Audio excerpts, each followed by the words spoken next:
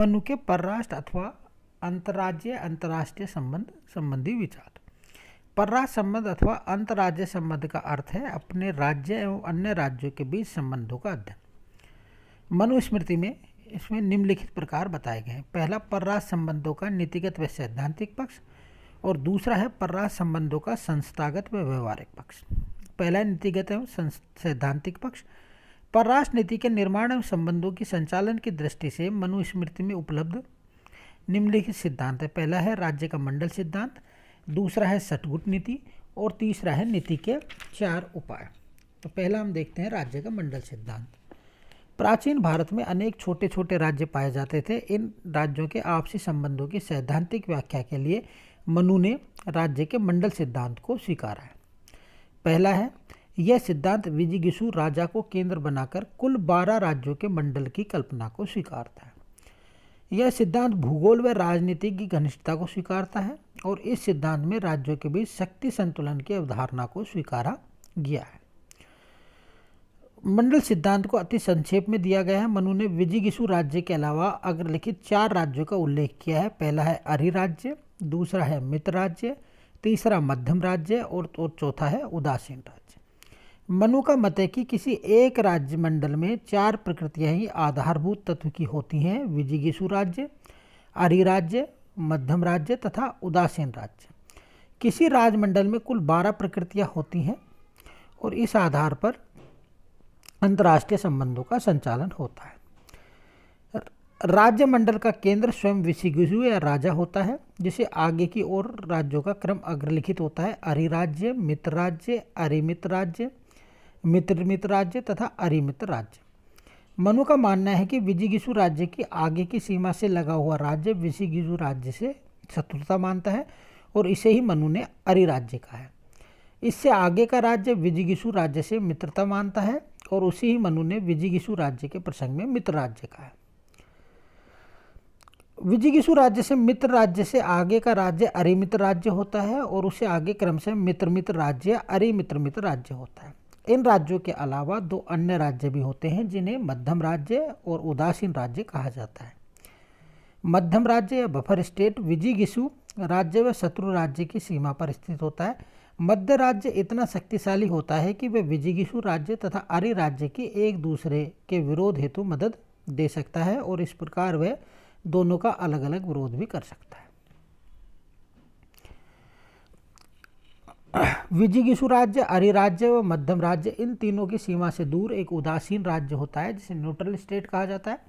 उदासीन राज्य इतना शक्तिशाली होता है कि जब इन तीनों राज्यों में मतभेद की स्थिति होती है तो वह इनमें से प्रत्येक का विरोध करने में समर्थ होता है, किंतु जब इन तीनों राज्यों में संधि या सहयोग होता है तो वह इनका समर्थक होता है।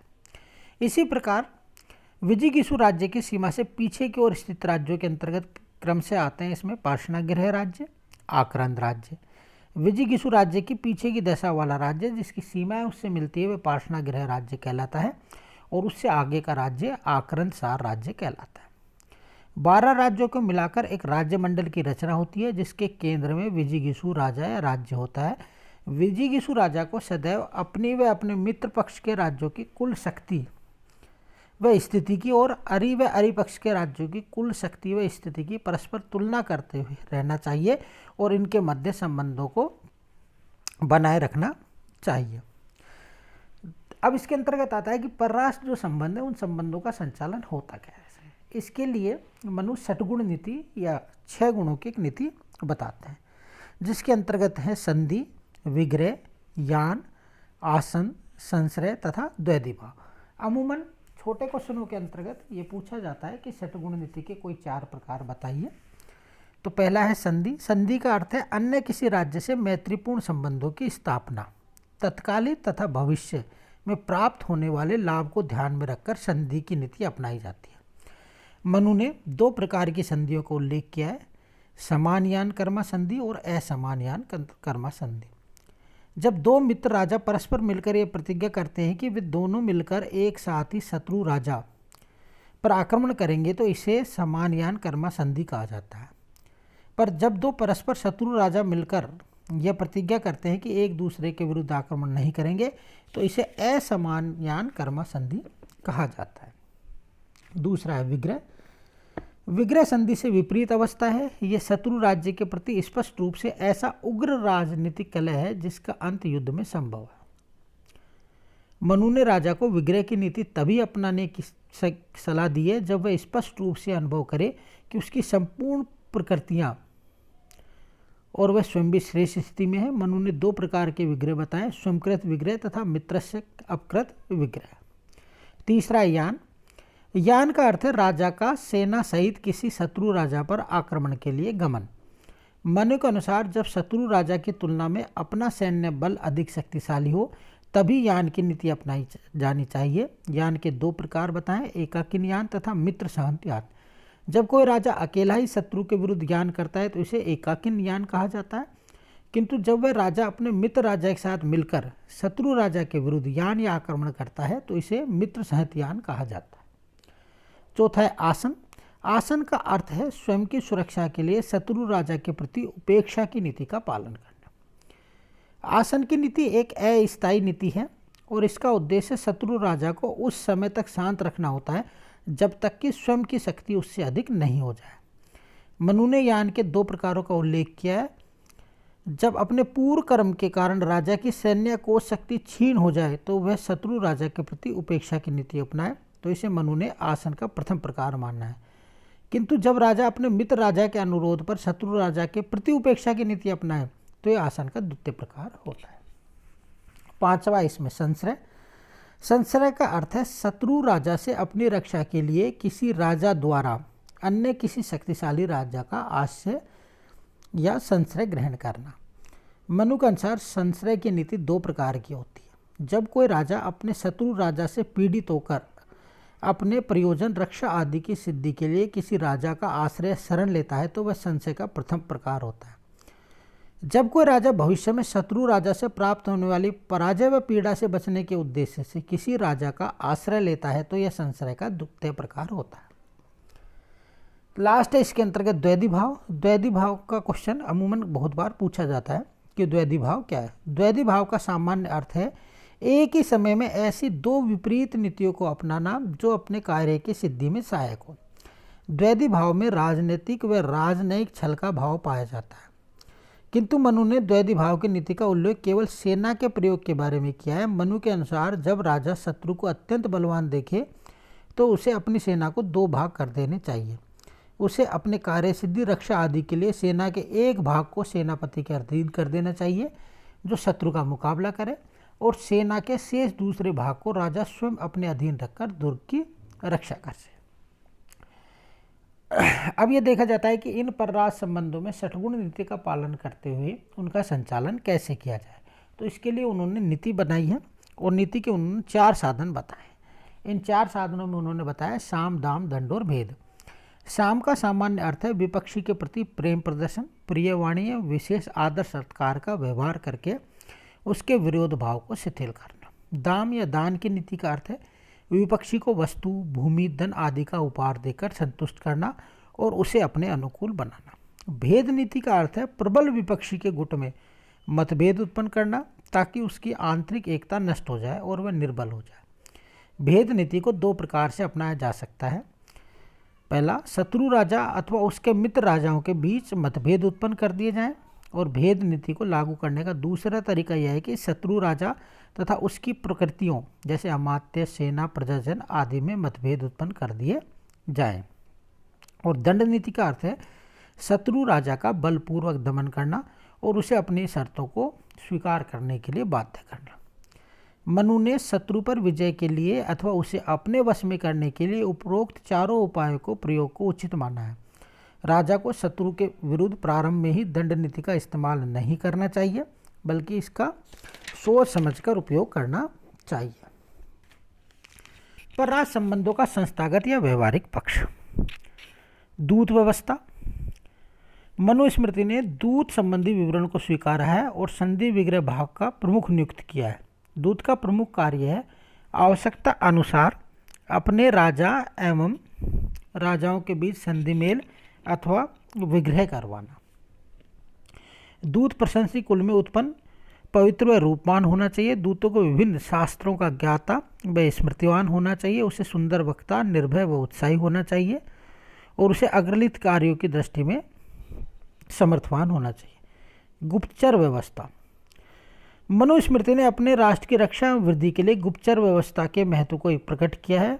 भ्रष्ट राज्य भृत्यों से प्रजा की रक्षा के लिए तथा अपने रनिवास आदि में रची जाने वाली गुप्त कार्रवाइयों का पता लगाने के लिए गुप्तचरों की मदद ली जानी चाहिए।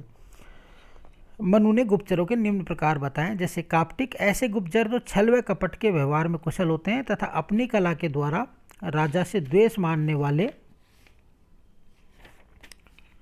लोगों की गुप्त बातों का पता लगाते हैं। उदासीत, ऐसे गुप्तचर जो सन्यासी या साधु के रूप में झूठी सिद्धि प्राप्त कर लेते हैं और उनके संपर्क में आने वाले राजा के द्वेषी वर्ग से गुप्त रहस्यों का पता लगाते हैं। कृषक, ऐसे गुप्तचर जो नकली किसान का जीवन बिताते हुए राजा के द्वेषी वर्ग के गुप्त कार्यों की जानकारी प्राप्त कर लेते हैं। वाणिज्यिक, ऐसे गुप्तचर जो नकली व्यापारी के रूप में जीवन व्यतीत करते हुए राजा के विद्रोहियों के गुप्त रहस्यों का ज्ञान प्राप्त करते हैं। तापस, ऐसे गुप्तचर जो नकली तपस्वी के रूप में विचरण करते हैं और राजा के द्वेषी पक्ष के गुप्त कार्यों की जानकारी एकत्रित करते हैं। युद्ध संबंधी विवरण। युद्ध का औचित्य व काल। मनु ने अपने राष्ट्र की रक्षा एवं वृद्धि के लिए युद्ध के साधन के औचित्य को स्वीकारा है, किंतु उनका मत है कि नीति के पहले 3 उपायों साम, दाम व भेद में सफलता नहीं मिलने पर ही अंतिम उपाय के रूप में दंड या युद्ध की नीति को अपनाना चाहिए। युद्ध के प्रकार। मनु ने युद्ध के 2 प्रकार स्वीकारे हैं। पहला है कूट युद्ध और दूसरा है धर्म युद्ध। कूट युद्ध का सरल अर्थ है कपट युद्ध, अर्थात ऐसा युद्ध जिसमें युद्ध के नैतिक नियमों का उल्लंघन उचित माना जाता है और ऐसे सभी उचित अनुचित उपाय अपनाए जाते हैं जो शत्रु पर अपनी विजय को सुनिश्चित करते हैं। कूट युद्ध के अंतर्गत शत्रु के विरुद्ध कर्षण व उत्पीड़न की युद्ध नीति अपनाई जाती है। मनु के अनुसार शत्रु राजा के राज्य को घेर कर उसके अन्न, घास, चारा, जल, ईंधन आदि को नष्ट करके उसे पीड़ित किया जाना चाहिए तथा उसके राज्य में स्थित तालाबों, नगरों की दीवारों या खाइयों को नष्ट कर देना चाहिए और विशेषकर रात्रि में ऐसे कार्य करने चाहिए जो शत्रु पक्ष में भय पैदा करने वाले। धर्मयुद्ध। एक धर्मशास्त्री के रूप में मनु ने सामान्यतः धर्म युद्ध का ही समर्थन किया। उन्होंने युद्ध को एक ऐसी नीतिक क्रिया माना है जिसे केवल नैतिक धर्म संबंधी उद्देश्यों की सिद्धि के लिए ही अपनाया जाना चाहिए। अतः उन्होंने युद्ध में छल कपट व धूर्तता का सहारा लेकर शत्रु पक्ष के सैनिकों के वध को पूर्णतः अनुचित माना है। वस्तुतः उन्होंने धर्म में क्रूरता व नृशंसता का विरोध करते हुए छात्र धर्म या क्षत्रिय धर्म के पालन पर बल दिया है।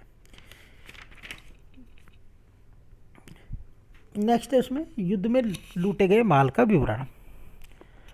मनु ने युद्ध में शत्रु पक्ष से जीती गई सामग्री के वितरण संबंधी नियम का संक्षिप्त उल्लेख किया है कि जब कोई शत्रु युद्ध में वीर गति को प्राप्त हो जाता है अथवा युद्ध भूमि में भाग जाता है तो उसके रथ, अश्व, हाथी, छत्र, स्त्री, धन, धान्य, धृत आदि व अन्य सामग्री पर राजा के जिस योद्धा का अधिकार होता है वह सामग्री उसी के हिस्से में मानी जाती है, किंतु इनमें से उत्तम बहुमूल्य रत्न, धातु आदि राजा को प्राप्त होनी चाहिए। पराजित राज्य के प्रति विजेता राजा के व्यवहार का नियम। मनु ने विजेता राजा को पराजित राजाओं और राज्य के प्रति व्यवहार के ऐसे नियमों के पालन का निर्देश दिया है जो नैतिक व विवेकपूर्ण है और पराजित पक्ष पर विजेता राजा की विजय को स्थायित्व देने वाला। सर्वप्रथम विजेता राजा को ऐसे कार्य करने चाहिए जो पराजित राजा की प्रजा एवं इसके प्रमुख वर्गों में उसके प्रभाव की स्थापना में सहायक हो।